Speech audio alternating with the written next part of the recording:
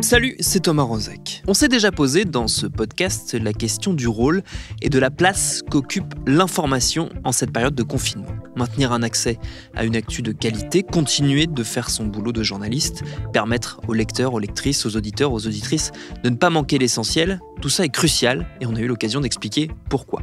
Mais on a eu envie d'affiner encore un peu plus notre réflexion et de creuser le cas très particulier de la presse papier. Les journaux traditionnels qu'on annonce moribonds depuis près de 20 ans sont encore là et il ne manque pas d'idées pour tenir le choc, même et surtout lorsque les défis s'accumulent. Par exemple, lorsque leurs sujets de prédilection sont mis en stand-by ou lorsqu'aux questionnements éditoriaux s'ajoutent des problématiques industrielles très concrètes. Comment les canards passent-ils la vague ? Oui, ce jeu de mots est tout à fait assumé. Ce sera notre épisode du jour. Bienvenue dans Programme B. Pour illustrer la capacité d'adaptation de la presse traditionnelle, on a choisi deux exemples bien spécifiques, de vénérables représentants du papier, respectivement âgés de 74 et de 75 ans. D'un côté, l'Équipe, le quotidien sportif, de l'autre, le Télégramme, le quotidien régional breton. L'un comme l'autre ont dû se réinventer en très peu de temps et j'ai commencé par en discuter avec Jérôme Casadieu, directeur de la rédaction de l'Équipe. Je lui ai demandé comment le journal a abordé la crise en sachant qu'elle entraînait notamment cette crise, la suspension à durée indéterminée de tous les événements sportifs, soit le cœur éditorial du journal. Nous, on a eu, je dirais, dans notre malheur, la chance d'avoir des annulations de compétition qui sont arrivées assez tôt. Et je dirais l'exposition au Covid, on l'a eu assez rapidement puisque dès le début du mois de février, il y a certaines compétitions qui ont été reportées, ou en tout cas avec des cadres qui étaient des cadres beaucoup plus stricts d'organisation. Donc on a assez vite compris que le sport allait s'arrêter et donc je dirais que sur l'organisation de la rédaction, on a travaillé dès le début du mois de mars à la mise en place d'un transfert total de notre activité en télétravail. À savoir qu'aujourd'hui, il n'y a plus personne à l'équipe, hors un tout petit peu la chaîne. On n'a personne sur le print et personne sur le numérique qui travaille au siège. Tout le monde est en télétravail. Le deuxième élément, donc en effet, qu'il fallait surmonter, c'était l'absence de compétition sportive. Comment on allait être capable d'avoir un journal sans événements sportifs. Et en fait, on se rend compte que, voilà, comme toujours, quand on est face à des enjeux un peu inédits, la rédaction a toujours été capable de trouver des idées et de proposer en fait un contenu qui est plus profond sur, je dirais, le fonctionnement du sport, avec beaucoup plus d'histoire. Voilà, on a cherché un maximum d'histoires qui étaient liées à cette actualité triste, notamment, voilà, on a un certain nombre de sportifs ou d'anciens sportifs qui sont mobilisés d'une manière ou d'une autre pour lutter contre le coronavirus. Et puis, qu'on le veuille ou non, il y a quand même l'actualité. Voilà, les entreprises de sport ne s'arrêtent pas, les sportifs ne s'arrêtent pas de faire du sport. Et donc, on a pas mal de sujets qui nous remontent régulièrement, d'informations. On a réussi à sortir pas mal d'infos pour essayer de nourrir, de créer un fil nouveau avec nos lecteurs, qui soit un fil qui soit continu. Et voilà, ça va faire bientôt ça fait plus de 3 semaines qu'on est en télétravail, presque un mois la semaine prochaine, nous n'avons pas d'événements sportifs et on a réussi à faire pas mal de coups qui se sont matérialisés notamment par de très belles unes. Comment est-ce qu'on anticipe, du coup, dans une période d'incertitude comme celle dans laquelle on est, comment est-ce qu'on anticipe les possibles, on va dire le possible enlisement de la situation, le fait que ça puisse durer? Comment est-ce que vous vous projetez à l'équipe dans l'avenir, ou peut-être que justement vous évitez de trop vous projeter pour ne pas trop être déchanté justement? En fait, on se dit souvent à la fin d'une semaine comment on va faire être capable de faire un journal dans 10 jours. Et puis en fait, à la fin de la semaine suivante, on est toujours à se dire en fait non, on a tout le temps des sujets. Là, par exemple, pour les journaux qui vont venir, on a même une concurrence de sujets pour aller à la une. C'est-à-dire, on va devoir sûrement sacrifier 1 ou 2 sujets qui ne seront pas des unes, mais qui seront des relances peut-être au sein du journal, parce qu'on a beaucoup de choses en fait qui nous sont proposées ou qu'on imagine avec les responsables des différents services. Donc, je pense qu'on aura pas de difficulté à proposer des sujets, en fait. On est sur un journal qui est un journal de 24 pages par jour. C'est 24 pages presque intégralement 24 pages éditoriales, puisque nous avons peu de pub en ce moment. C'est pas très loin, ou c'est assez proche même, je dirais, de la pagination éditoriale que nous avons les étés en dehors des événements sportifs. Donc ça veut dire qu'on a quand même une capacité à proposer des sujets différents. Et ce que je trouve intéressant, et peut-être qu'on devra être capable de l'investiguer dans le prochain équipe quand les événements sportifs reprendront, c'est justement cette part de sujets qui ne sont pas liés directement à un calendrier sportif qui peut-être a pu parfois nous rendre, je vais pas dire feignants parce que le terme est sûrement trop fort, mais un peu trop facile, voilà, et de se dire, voilà, on a toujours un événement qui va nous permettre de nous porter. Et voilà, donc on cherche vraiment à essayer d'être même dans une forme de dosage entre des histoires un peu plus profondes au long cours, des enquêtes, on a fait beaucoup d'enquêtes, et je dirais des initiatives qu'on n'avait pas fait jusqu'à présent. Alors voilà, c'est comment on est capable de mieux repenser le lien qu'on a avec notre lecteur en essayant de mettre en place des dispositifs un peu plus horizontaux qui leur permettent de mieux nous connaître et nous de mieux les connaître.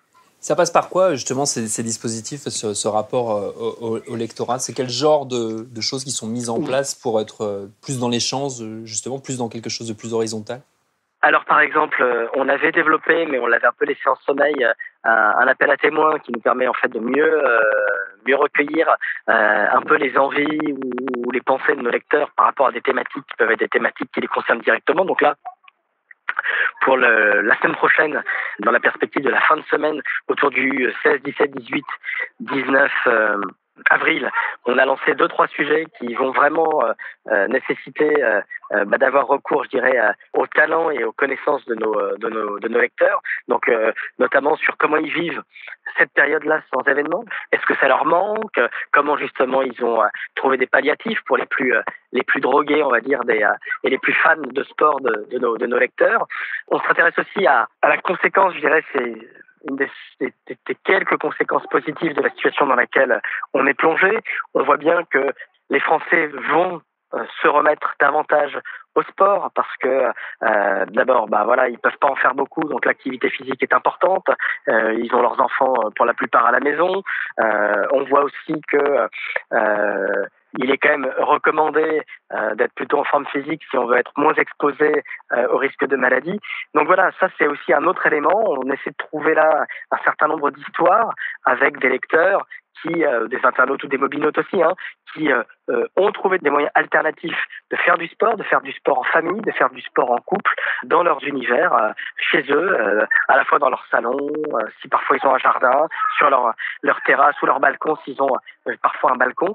Et ça, on essaie de le faire, je dirais, sur toutes les catégories socio-professionnelles, un peu dans tous les coins de France, et on a pas mal de choses qui commencent à nous remonter. Donc voilà, on va essayer d'être un peu plus participatif, autant que possible, en essayant de faire en sorte de ne pas demander à nos lecteurs de répondre à des questions auxquelles ils ne pourraient pas répondre. Voilà. C'est quelque chose qui pourrait rester après dans le journal? C'est une expérience qui va modifier les habitudes éditoriales de l'équipe?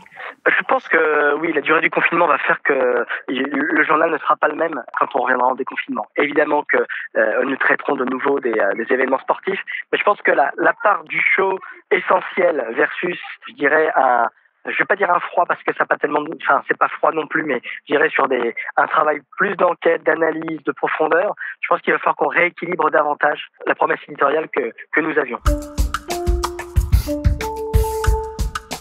Autre exemple donc de réorganisation tambour battant, celle qui a bien dû mener la presse quotidienne régionale, la PQR comme on dit. Alors chauvinisme oblige, ça vous étonnera pas, j'ai choisi d'en causer avec Samuel Petit, directeur de la rédaction du Télégramme, le journal breton où, soyons totalement transparents, j'ai moi-même fait mes débuts il y a 15 ans. Comme à nos confrères de l'équipe, je lui ai demandé de me raconter la façon dont les choses se sont mises en place chez eux. On se retrouve dans une situation à devoir adapter une industrie et une énorme rédaction en quelques jours, voire en quelques heures, pour l'adapter à cette situation inédite. L'enjeu, c'est de couvrir cette actualité monosujet avec des moyens qui inévitablement réduisent, des capacités à déployer 215 journalistes, en l'occurrence au Télégramme, et puis 450 correspondants locaux qui couvrent l'actualité de 800 communes. Tout d'un coup, en quelques heures, il faut redéployer toutes ces personnes et puis essayer de comprendre avec elles comment, à distance le plus souvent, On parle de ce quotidien totalement perturbé, un quotidien totalement perturbé, mais qui malgré tout nous ramène aux racines de ce qu'on sait faire, parce que le quotidien qu'on vit en Bretagne comme dans les autres régions, c'est tout simplement des soucis de santé, évidemment, des soucis de transport, des soucis de travail, des soucis d'éducation, et tous ces sujets dont sont friands les lecteurs dans un quotidien de proximité, un quotidien régional comme une autre. Tout d'un coup, tous ces sujets sont exacerbés, et on doit être beaucoup plus exigeant sur l'ensemble de ces thématiques de proximité, si on peut les appeler comme ça. Donc c'est à la fois une réorganisation totale de la rédaction, et puis en même temps une concentration très forte sur ce qui fait la nature même d'un quotidien régional. On a fait évoluer notre organisation de manière progressive. Les 10 premiers jours du confinement, nous avons réussi à maintenir 9 éditions du Télégramme au lieu de 19, donc sur les 3 départements bretons que sont le Finistère, les Côtes-d'Armor et le Morbihan. Donc pendant 10 jours, 9 éditions qui nous ont permis de publier encore 120 à 130 pages locales tous les jours sur l'ensemble des communes, parce qu'on a considéré qu'au début du confinement, il y avait encore énormément de choses de proximité à raconter, des communes qui devaient s'adapter à cette situation de crise, et avec beaucoup de choses à raconter par nos correspondants locaux et nos journalistes. Et puis au bout de 10 jours, nous sommes passés à 4 éditions, donc une par département, 2 dans le Finistère, qui est un grand département géographiquement et en termes de population. Pourquoi passer à 4 éditions? Tout simplement pour faire des économies d'échelle, fonctionner avec une seule rotative au lieu de 2, fonctionner avec une seule équipe de rotativistes, d'imprimeurs, au lieu de 2, pour les protéger sanitairement. Et puis imprimer le journal un tout petit peu plus tôt pour en favoriser la distribution par nos 700 vendeurs colporteurs de presse, et puis adapter chacune de nos rédactions. L'ensemble de nos agences locales, 21 agences en l'occurrence, sont restées ouvertes, mais avec une présence nettement moindre, puisque la plupart des journalistes sont en télétravail. Et dans nos chefs-lieux de territoire, c'est-à-dire un peu nos grosses agences, qui sont 7 en Bretagne, on a maintenu des équipes de 3 à 4 journalistes qui sont présents physiquement à l'agence.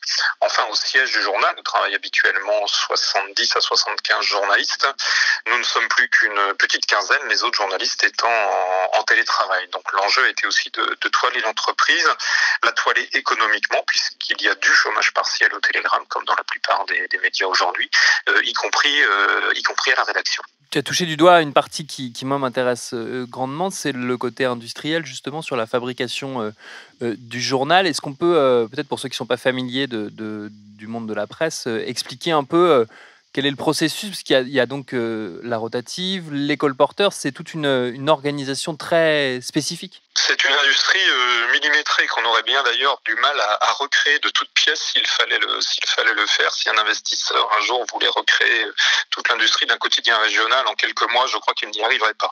C'est une organisation très fine. Il faut démarrer des rotatives à 22h30, 23h pour imprimer 190 000 journaux tous les soirs. Des journaux qui sont imprimés en environ 4 heures et qui sont expédiés progressivement vers l'ensemble de nos points de vente, 2100 points de vente. 94% de ces points de vente sont restés ouverts en cette période de coronavirus. Les points de vente, ce sont des boulangeries, des kiosques évidemment, des bars tabac, des hypermarchés, etc. Et puis expédier 150 000 de ces 190 000 journaux dans la boîte aux lettres de chacun de nos lecteurs avant 7 heures du matin. Aucun de nos vendeurs colporteurs de presse n'a abandonné son poste, si on peut dire. Ils sont tous présents, ils sont même fiers de distribuer le journal. Ils distribuent le journal environ entre 4h30 du matin et 7h, et ces 700 vendeurs colporteurs de presse arrivent toujours à distribuer nos 150 000 journaux dans la boîte aux lettres. C'est une industrie très très lourde, très particulière, mais qui étonnamment continue de fonctionner très bien dans cette période de crise. Est-ce que dans ce type de crise, elle ne trouve pas tout son sens, la presse régionale, dans le sens où elle incarne une forme de lien social qui a longtemps été son moteur? Alors tout d'un coup, on a l'impression que notre journal, mais tous les autres quotidiens régionaux aussi, se retrouvent de nouveau au milieu du village. Alors non pas qu'on ne l'était plus, puisque la Bretagne est encore une très forte lectrice de quotidiens régionaux, mais c'est vrai que le journal, qui peut-être commençait à perdre un peu de sa place dans la vie locale, tout d'un coup, il redevient ce média essentiel, ce média de qualité, il faut le rappeler, ce média de référence, et qui permet aux gens de garder des repères et de garder le lien social, comme tu viens de le dire. Et étonnamment, alors qu'on a développé le digital de manière exponentielle ces dernières années, avec de très fortes audiences et des abonnements numériques qui sont en forte hausse, le journal papier devient un objet de lien social, un objet physique qui relie les gens entre eux et qui apporte une autre nature d'empathie et de lien social que le numérique finalement. Je vais prendre un exemple. On a lancé une rubrique qui s'appelle « Je pense à vous » qui permet à nos lecteurs d'envoyer un petit message à ceux qu'ils ne voient plus, à leurs parents, ou envoyer un message de soutien à des soignants, à des personnes qui continuent de travailler. Ça remporte un succès énorme. On en est déjà à plus d'1 millier de messages. Et ces messages, on les publie dans le journal papier. Et on mesure bien l'empathie que ça provoque bien au-delà des réseaux sociaux. Un post sur Facebook et la photo du grand-père ou la photo des petits-enfants dans le journal, ça n'a rien à voir. Ça ouvre la solidarité à une toute autre dimension que les réseaux sociaux. Tu as mentionné le numérique. Il y a forcément aussi là une adaptation à trouver parce que l'offre numérique reste importante dans cette période où on est aussi beaucoup vissé à nos écrans et à nos ordi et nos smartphones.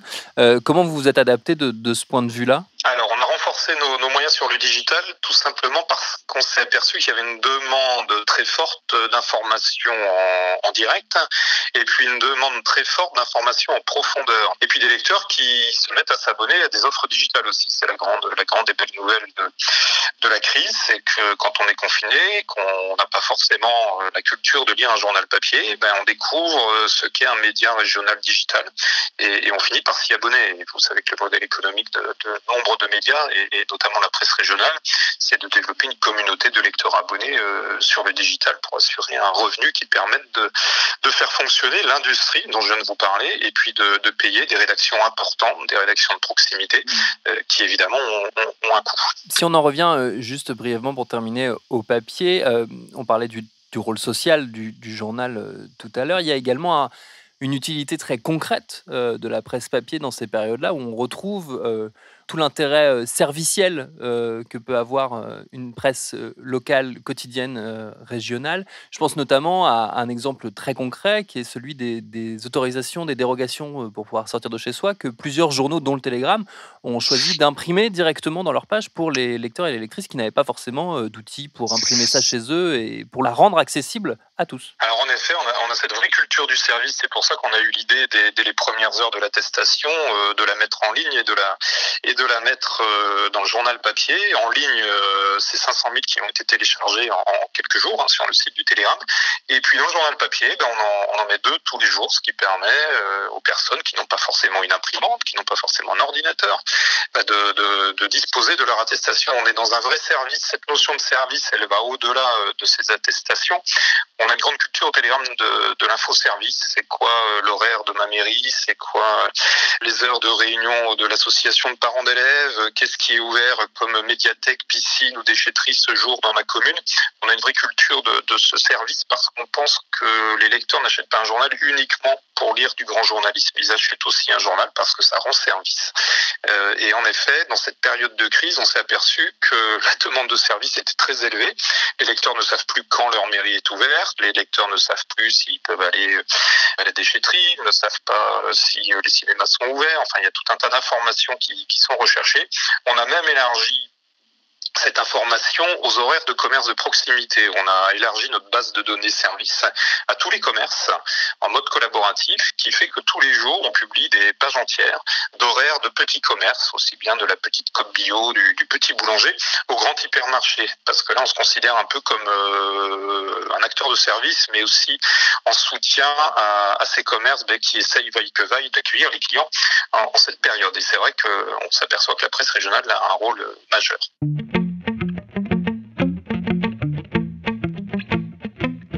Ce qui est certain, c'est que pour que la presse sorte la moins abîmée possible de cette crise, elle aura besoin de nous, ses lecteurs. Il y a plein d'offres d'abonnement qui ont été mises en place. Si vous avez quelques euros à y investir, ça peut être une bonne idée, je dis ça en passant. Merci à Jérôme Casadieu et à Samuel Petit pour leurs réponses. Programme B, c'est un podcast de Binge Audio préparé par Lorraine Bess, réalisé par Mathieu Thévenon.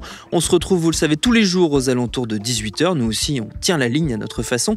Puisque je parlais d'abonnement à l'instant, n'hésitez pas, si c'est pas encore fait, à vous abonner vous aussi sur votre appli de podcast préféré pour ne manquer aucun de nos épisodes. Venez sur Facebook, sur Twitter ou sur Instagram pour nous parler. Continuez surtout de bien vous laver les mains, de respecter les gestes barrières et de rester chez vous si vous le pouvez. Et à demain pour un nouvel épisode.